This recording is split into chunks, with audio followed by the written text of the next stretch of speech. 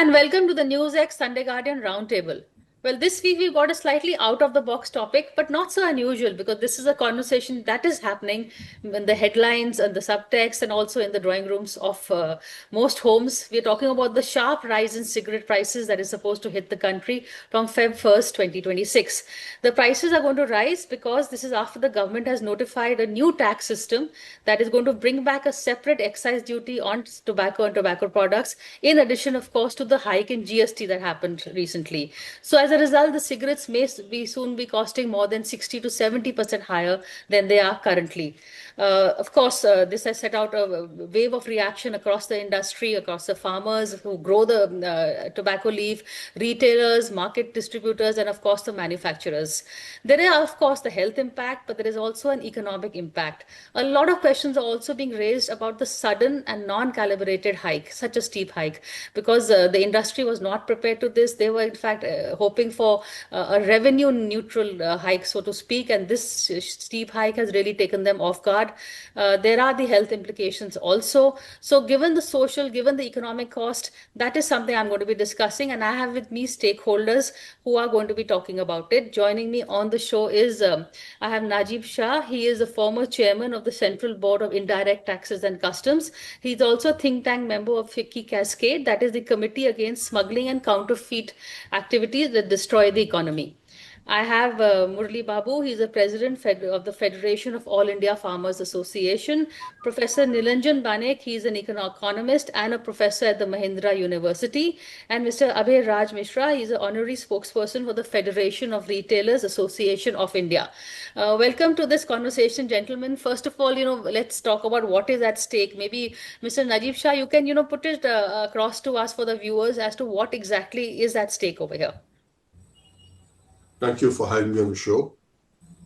What the government has proposed, and a bill too has been passed and it's likely to come, like you mentioned, from 1st February, is a new tax regime for cigarettes. You must appreciate the fact that cigarettes have always had a lot of negative externalities, meaning thereby their social costs, again, which you likely mentioned. So what should be the optimal tax which balances considerations of health and the Ministry of Social Health and Welfare and WHO, which is also in the Act here, and revenue, but ensuring that as a consequence of a high tax structure, it doesn't spawn an illicit industry, both in terms of domestic manufacture and smuggling. So to arrive at this right balance has always been a challenge, both in respect of cigarettes for the state, for the central government, and alcohol for this respect, in respect to the state governments. So what has now been proposed is a combination of GST and since compensation cess is going to wind up a central excise duty, which is linked with the length of the cigarette. Now, this is a regime which was always there. Previously also, we did have a central excise element. It was more specific. Now we also have an ad valorem rate, a specific rate, combinations. I think post 1st February, we will know how it all functions and what will be the impact on the illicit trade, which is the concern of all concerned here. Mr. Mishra, this illicit trade is really something that I think even the retailers would be also protesting against, because if there is, if the prices are too high, then there are always options, and India is a jugaad ki country. So are you worried about the impact of that, and what is the volume that we are talking about also? I was reading somewhere that 30% of cigarettes sold already are illicit. Is that correct? That is a very conservative estimate of yours. 30%. It could be even more. The illicit cigarette market is so humongous as it is already, and the implication of this tax hike is clearly visible. That this illicit cigarette trade, smuggled trade into India, will only going to increase by many folds. It is going on. These all illegal and smuggled cigarettes, they bypass all COTPA guidelines. There is no pictorial warning. There is nothing. Since they don't pay any GST, government doesn't run any revenue out of it, and still it is openly available in the market. at the half of the price. Now it will be available at 1/4 of the price. Then people will switch to these illicit cigarettes, and this illicit cigarette market is only going to grow leaps and bounds. And this is something very, very serious on the part of retailers also, because they will be pushed into doing something illegal, something illicit. Okay, that is, I think, what happens when there is a higher tax, which is, then people will sell either off the books or, as you say, low quality products at a cheaper Of rate. course, they migrate to low quality products because they will not, quit. They'll find, alternates to it. We have many examples. Like if you put a ban on liquor, for example, in any state, people find their Right. ways and means to source it. So that's how it's not only connected with the cigarettes. It's about any product. The mentality Right, is yeah. like this. If the cost is higher, they look for the cheaper options. And here, Yeah, in so the case as of cigarettes, it is very serious because they will, you do not know what they will consume, what country made and what kind of tobacco used into it, because it's cheaper. That's the only reason for them to go and opt for it. And Murli Babu, if I may come to you, there is not just the manufacturers and the retailers, the farmers are also being impacted because tobacco leaf is an agricultural produce. And this was not taxed earlier. I think it was maybe taxed once in 79, when after which Charan Singh rolled it back, saying that, this is impacting the farmers. But why, the importance of that, and why would farmers opt for tobacco product and not something else? And our finance minister has also talked about, looking for other options. Is that a viable suggestion? Yes, ma'am. Actually, I think to my knowledge, excise duty has been on tobacco since some 40s, I think. But Chaudhry Charan Singh, in 79, he abolished that excise on tobacco crop on the leaf Agricultural leaf. farmers produce. Yeah, and to this day, every tobacco farmer really fondly remembers him and respect him for that. That single decision. And as you said, as you were asking about people saying, why not go for an alternative? Right. See, you'll have to understand the conditions in which the tobacco region is in. Like we have, the rainfall is just between 150 and 300 mm of rainfall. Those are the conditions that we grow tobacco in. And to my knowledge, there's no other crop which can survive under those conditions. And even the rainfall is also not throughout. We are prone to cyclones and low rainfall.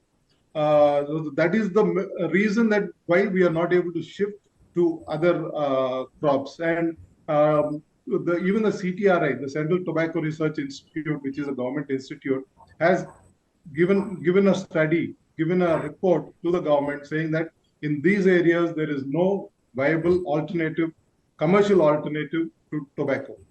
And the only alternatives we can think of is Bengal gram and red gram. And red gram is definitely not remunerative. And Bengal gram right now, with the huge imports that the government is letting in, the prices here are very low. And there are, at least in the coastal area of Andhra Pradesh, in the tobacco region, there's at least 20,000 tons of Bengal gram sitting in cold storages. We are left with no alternatives. When you gave this report to the government, what was the reaction? Well, see, they are just going by the WHO FCTC, Framework Convention on Tobacco Controls, that we have to curb tobacco consumption and things like that. See, even in the FCTC, Article 17 and 18 clearly states that the farmers will have should be gradually promoted, helped to shift to other crops gradually, and then curtail tobacco consumption. But sadly, it's only on the government is only thinking about the only one method of containing it, that is impose more taxes. And we haven't got any institutional support or any roadmap or anything towards the alternatives in these conditions, in these climatic and low rainfall conditions. Okay. So lack of options, or the other complaint that is coming through Professor Nilanjan is that it's too sudden, it's non-calibrated. There are no options. It's not been thought out of. What is your take on this? See, let me complement what the other speakers were mentioning. Cigarette as a product is highly inelastic in demand. What it means that once I am started smoking cigarette, I will continue to smoke cigarette, irrespective of whether I have. So the price as a factor does not matter. I will keep on. It's true for any since good. Now, what has been happening is, let me share some data with you, that between 2012 and 20, there was an increase in the excise duty from around 17% to almost 28%. Now what that has led, the increase in the illicit cigarette consumption.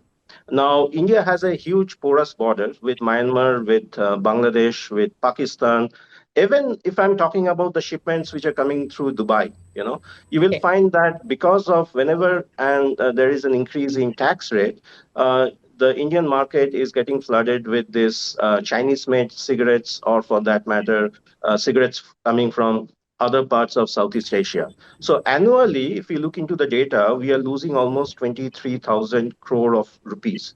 And it's always not easy to kind of monitor the border. Because as I mentioned, it is porous. Also, if you look into the number of customs officials, even if for the sake of argument, I assume that these are coming through ports and airports, uh, even there is a lack of number of customs officials. Out of the sanction strength of 90,000 customs officials, we have only 53 odd thousand officials who are now actually patrolling the airports, ports, and seaports. So that leads to also the scenario that we don't have the capability in terms of overseeing that whether actually we are able to maintain or put a crack on the illicit tobacco thing. The other point, what I wanted to mention is what is true for India. As I said, that the share of illicit cigarettes actually went up from 17% to 28% between 2012 and 20, thanks to the rise in excise duty.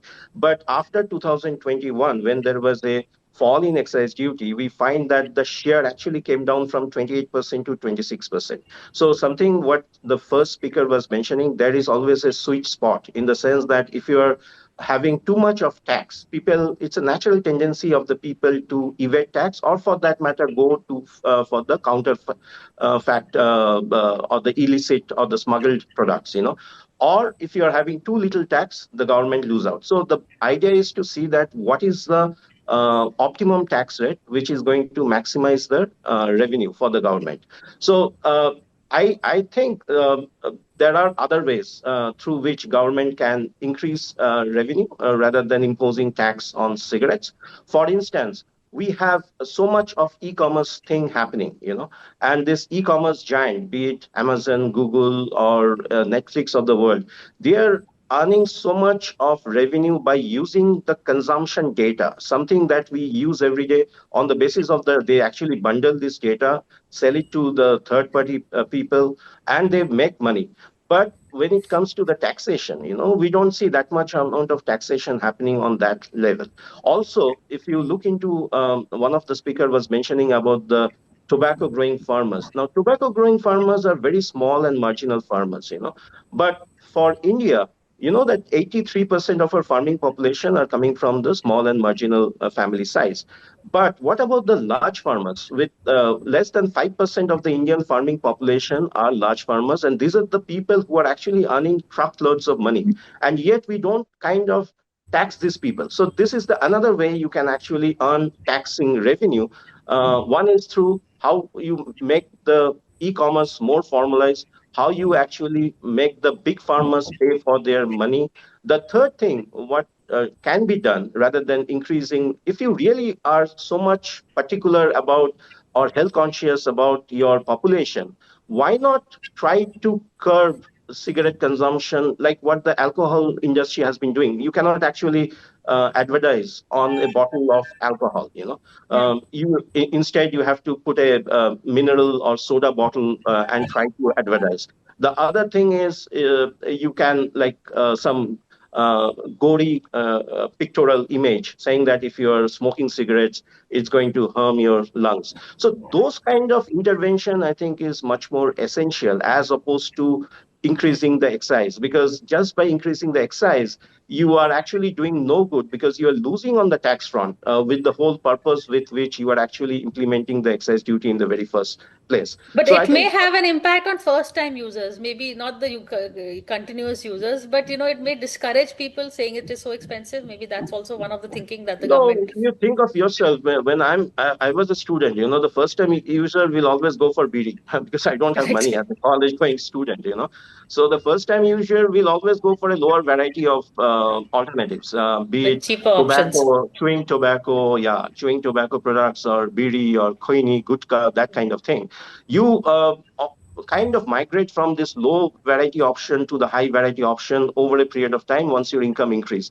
Now, once you get addicted to cigarettes, it's going to be there. It's not that easy to leave the cigarettes. In fact, there is another study which was commissioned, and it covered 71 different countries. Where it was shown that, and 71 countries, and covering almost 80% of the global cigarette trade volumes. And what it shows that if the government of these countries increase their tax rate, excise duties beyond the critical minimum, then always there is a tendency for the population to migrate to the illicit or the smuggled variety of cigarettes. So these are the Okay. some of the things what the government should take into account before randomly just increasing their stake on or increasing the excise duties. Okay, I'm going to take a quick break and come back and keep the conversation going as to the impact this decision of the government has had, and also I'll go to Mr. Shah and ask him to explain exactly what the new rules really mean in terms of the size of the cigarette. What are the accounts? Why is it so different? Why this sudden steep hike? I'm going to take a break and come back on this.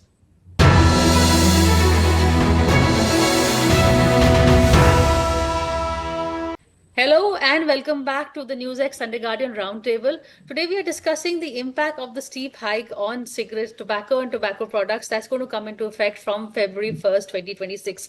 The hike, Mr. Shah, is almost 60 to 70% of the current prices. Why such a steep hike? Because the GST has been increased as 40%. Excise duty, you were saying, was already there, but now there is some differences in the way it's being calculated. Am I right? Yes, indeed. Let me just also react to all what has been told, because Please do, yes. basically there's been a lot of suggestions that perhaps it was ill thought of. This is a decision which was taken by the GST Council. This is a decision taken after due consideration, where all the states and the center were involved to bring it to the 40% slab, which is the highest slab in the GST. Having said that, as I mentioned earlier, there was always also a One second, sir. I'll just interrupt you. Abhay, we can't see you. Yeah, hello. Hello, Abhay, we can't see you. We can hear you, but we can't see you. I'm here only, yeah. Yeah, but you're here, na? You're visual. Yeah. Okay. Okay. Sorry, Mr. Shah. So I'll start from the beginning. No, you can continue. Okay. So there's this element always of central excise on cigarette taxation. There's an element of a cess. There was an element of compensation. Apart from the compensation cess, there was an NCCD. So all these were elements which were always factored in cigarettes. Okay. Now, the bill which brought in this was again, I would assume, debated in the parliament, and thereafter passed as a law in the last session. Now, what this basically ties up the taxation is to the length. Again, this is a regime which was always there. Length of cigarettes was always a factor while imposing a tax. And so filter, non-filter, the length of the filter, etc. The idea being the cost, it increases the cost, it increases the possible damage, hence there should be a higher tax. Now, that's how it has always been working. There have been concerns raised about the quantum of illicit trade. Now, illicit trade, the Central Board of Indirect Taxes and Customs and the Directorate of Revenue Intelligence also focuses closely on the quantum of illicit trade. And obviously, the numbers which the CBIC or the DRI believes is the quantum of illicit trade differs from the figures which have been mentioned here. There's a mismatch somewhere. But yes, there is illicit trade. Let us admit it. And that is being countered. And evidence of that is the seizures being made by the department across ports, across the domestic area of the country. The social cost of tobacco consumption is a serious factor which the Ministry of Health is very, very concerned about. And please don't keep putting the entire blame on the CBIC. There are multiple players, as I mentioned, involved in this. The CBIC does look at revenue from multiple sources, and tobacco, especially cigarettes in the tobacco sector, is a major revenue giver. But not so much that it will tilt the entire budget of the government of India. So taxation is an offshoot of multiple factors at play, including social costs, Ministry of Health's concerns, WHO concerns, and yes, we have these gory pictures on all packets of cigarettes to restrict people from smuggling, from smoking rather. Smoking. Right? So there are multiple issues at play here, and an optimal rate is always going to be a challenge. I mean, I would request all economists to come out with an optimum rate as to what will be the optimum rate, and I can assure you there will still be some illicit trade going on because there's always a demand, and it is inelastic, like the professor did mention. Okay, that's actually very well explained. The fact really is that sweet spot that you spoke about. Abhay, is there, in terms of your objections, is to the steep hike, or is to the fact that there is, in terms of what you may call it, the health issues are also to be taken into account. So, should there be more monitoring on the illicit trade? Is that what you're demanding? See, what primarily we are demanding, retailers, I'm representing a retailer organization, and we have been working, amongst the street vendors, retailers, petty vendors, pavement sellers, and all that. So our biggest fear is this, that they are already losing because of the quick commerce. And after this price hike, because cigarette is something which is retailed in every kirana store, in every nook and corner of the town and villages. So it is one of the product in their kitty. If the prices are hiked, in that disproportionately, then this will erode their livelihood, their income, which is already impacted by the quick commerce immensely. So our major concern is the livelihoods of the people, of the poor people, poor retailers. Coming to the health part of it, definitely, I am not here to promote the cigarettes, but I really do not know what could be the best possible way to help people quit smoking. COTPA guidelines suggested that you put pictorial warning on this. This will help, curbing this menace. Then there was a 100-yard rule that was made, that you cannot, sell cigarettes or tobacco products within the circumference of 100 yards from any educational institute or so. But I do not know. I really doubt, what was the ratio and what was the success rate of enforceability of all these guidelines. So surely I am not in a position, but I know for sure that putting these kind of, price hike, rate hike would not help people quitting the smoking. Those who can afford it would buy it anyway, whether it is 50 rupees cigarette or 100 rupees cigarette. Okay, those who cannot buy it, which makes it, major chunk of smokers, they'll migrate to cheaper options, but they'll smoke. If they so you're saying the steep hike impacts the retail, the consumers, but it also impacts the producers, the retailers, the distributors also. the steep hike doesn't work one way. It hurts everybody all Well, around. producers, I do not know, producers can still afford it, but the retailers who are retailing it, they are Definitely not can't. in a position to afford it. And they will be pushed into something, illegal, smuggled, and all. And in certain situations, it is very difficult for a retailer to refuse a customer asking for an illegal or illicit product. He will not refuse it. He will sell it. And unfortunately, it is being sold very, very openly. There is nothing under the cover. That is. So so retailers are not against the GST reforms. They welcome it. What they want a very calibrated, taxation, rooted, according to the Indian policies. Is. So But that's the thing. In fact, Ma'am Murli Babu, in terms of tobacco growers, you said they have explored other options. So would be then change in livelihood? Would that then be an option? A change in the occupation? Don't become farmers, become something else? Because as you said, in terms of farming, there are very few options. Would that work? No, actually, see, directly or indirectly, there are about 45 million people involved in this entire chain in the rural areas. Andhra itself has about 45 million people dependent on work cultivating tobacco or their families or whatever. And earlier we have seen that there was in a case in 2014 when there was a 22% hike in the taxes, there was a sudden drop in the market, whereby the central government, it was suddenly there was a drop from 116 rupees per kg to 73 rupees or below that.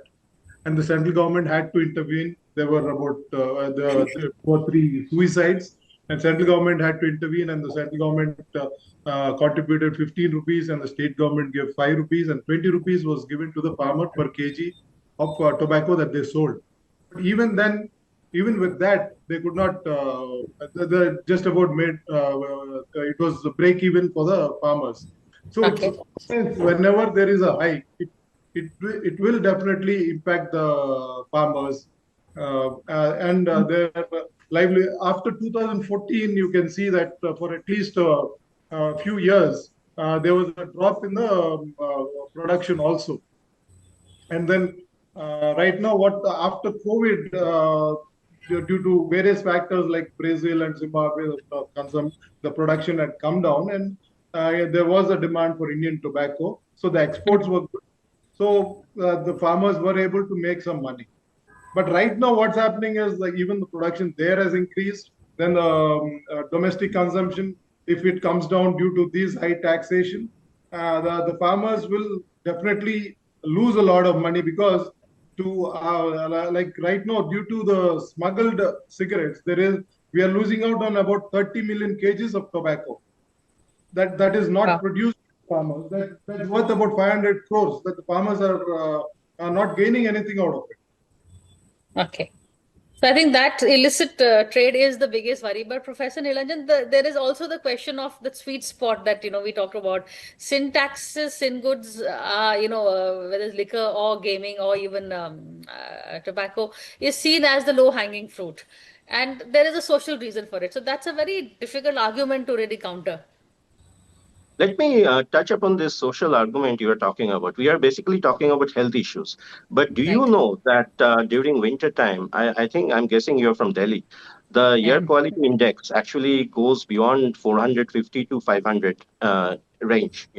That is almost equivalent to, you ask any doctor, it is equivalent to smoking like 50 or 60 cigarettes a day. Even forget about the poor air quality index. Many a times we actually do this, our incense sticks, जो धूप बोलते हैं हम लोग, or for that matter, agarbatti, mosquito coils. These are actually more harmful or has more harmful impact on health as opposed to smoking. I'm not, again, trying to promote cigarettes, but I'm trying to say that there are also other ways which is actually impacting your health. And because these are public good, government cannot do much about this, So the whole idea is about the implementation. Now, I also want to touch upon this. One of the commenter mentioned that who are the people who are, because there is a livelihood issues which is related to this.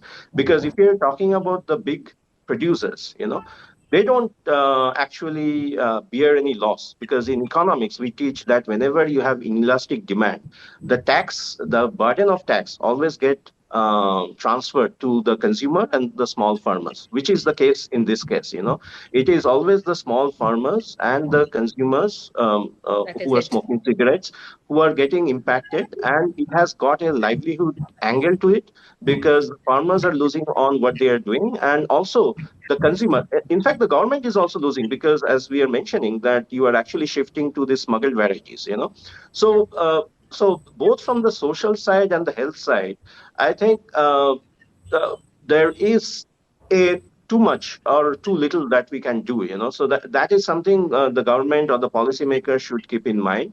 And some of the example that I gave you through the data, that if you're increasing it beyond that, what I call, or what you call, the sweet spot, it is only going to reflect in terms of lower revenue generation. It is not going to in any way uh, have any impact on bettering the health outcome of any individual. Like I mentioned, that there are so many other factors which goes into impacting your cardiovascular kind of diseases. Not only just smoking cigarette is one of the many factors.